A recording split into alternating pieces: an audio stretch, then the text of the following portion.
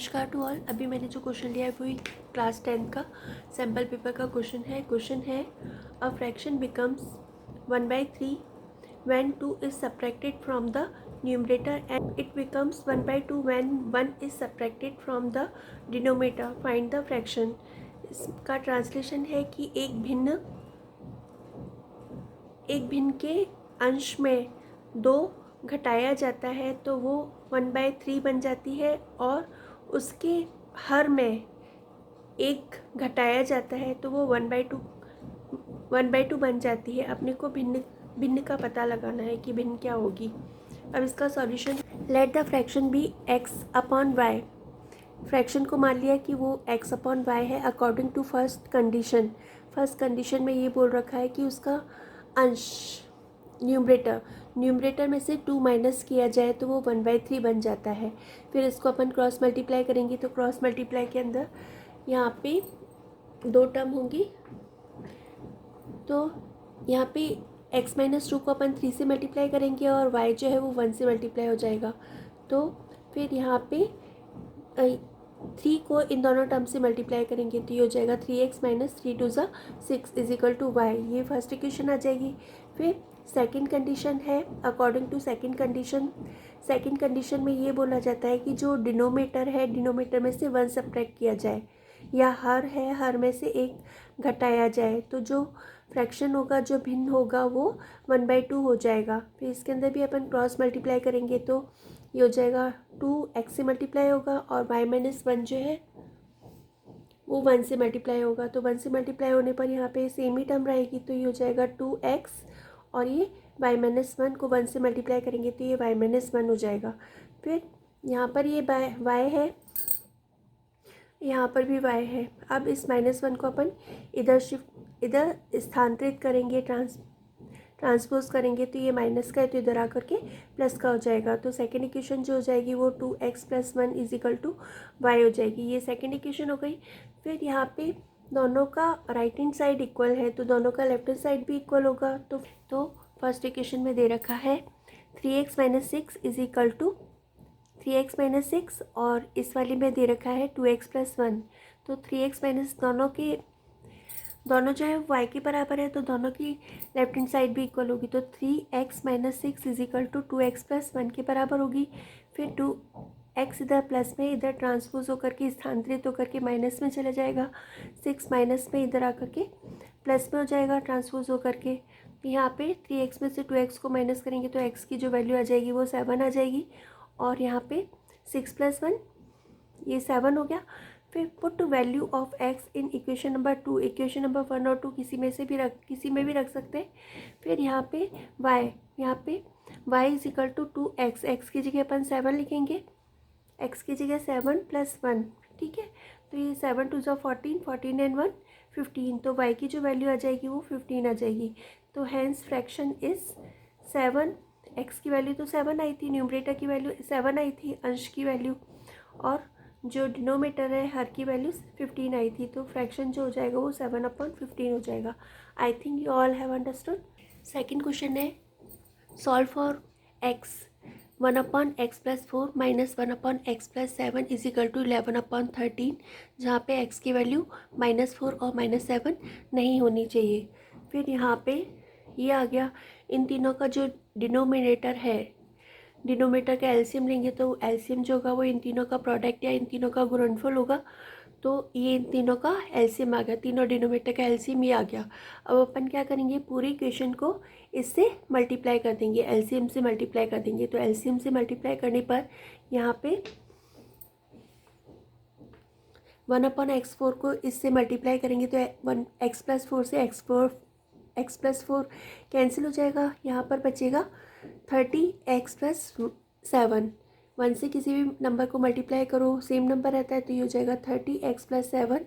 फिर ये माइनस का साइन, फिर यहाँ पे x + 7 को इस एलसीएम से मल्टीप्लाई करेंगे तो x + 7 से x + 7 कैंसिल हो जाएगा।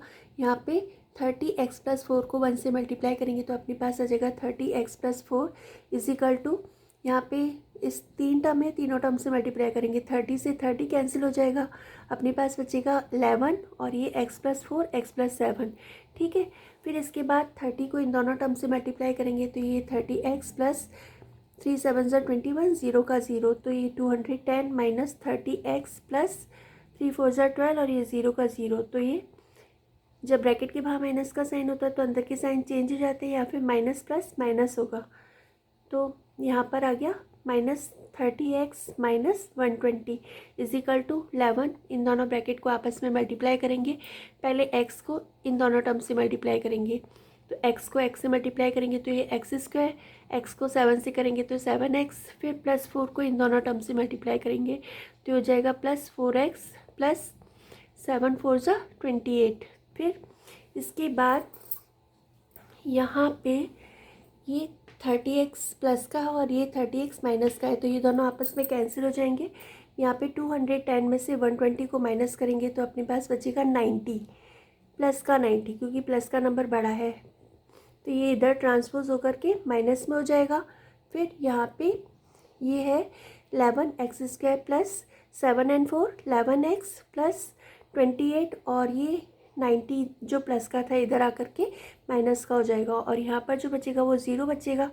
फिर यहाँ पे 11 को तीनों टर्म से मल्टीप्लाई करेंगे तो ये हो जाएगा 11x² प्लस 11 को 11 से करेंगे तो 121x प्लस 28 को 11 से करेंगे तो 11 8 88, 11 2 22, 22 और 8 30 हो जाएगा। तो यहाँ पर आ जाएगा 308 माइनस 90 इजिकल टू 0। फिर 11x² प्लस 121x प्लस इन दोनों को माइनस करेंगे तो अपने पास आएगा 218 इजिकल टू 0। फिर इसके बाद ये जो इक्वेशन है, इस इक्वेशन को अपन ax² plus bx plus c से कंपेयर करें, c इजिकल टू 0 से कंपेयर करेंगे। तो यहाँ पर कंपेयर करने पर a की वैल्यू जो आ जाएगी वो 11, b की वैल्यू 121, c की वैल्यू 218। फिर यहाँ पे x की वैल्यू फाइंड आउट करने के लिए फॉर्मूला है -b plus minus √b² minus 4ac upon 2a। यहाँ पे b की वैल्यू 121 दे रखी है तो ये हो जाएगा -121 प्लस माइनस b²। 121 को अपन 2 बार मल्टीप्लाई करेंगे तो यहाँ पे 121 को मल्टीप्लाई किया तो अपने पास आया 14,641। ये 14,641 माइनस 4a, a की जगह 11, 11 4 44 और c की वैल्यू 218 है, तो 218 को 44 से मल्टीप्लाई करेंगे तो अपने पास आया 9,592, 9,592 ये वन। फिर इन दोनों को माइनस करेंगे तो माइनस करने पर अपने पास आया, और ये 2a, a की वैल्यू 11 दे रखी है तो 11 को 2 से मल्टीप्लाई करेंगे तो ये 22 हो जाएगी।